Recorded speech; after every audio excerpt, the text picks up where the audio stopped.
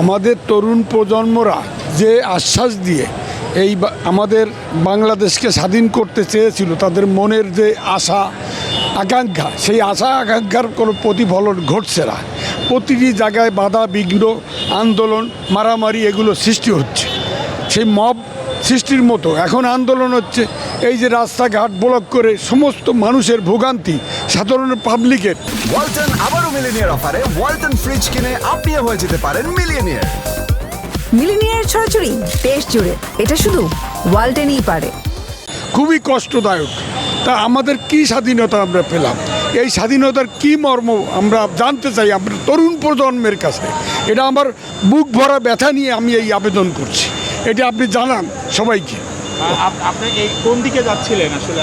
আমি যাচ্ছিলাম ফার্ম গেটে একটা ক্রয় করার জন্য, যে বাটা শোরুমে। অনেক দেরি হয়ে যাচ্ছে, তার জন্য ফিরে গেলাম এই মোড় থেকে, আবার 7 রাস্তার মোড় থেকে। খুবই কষ্ট পেলাম। আসছি 2 ঘন্টা আগে মগবাজার নয়াটোলা থেকে।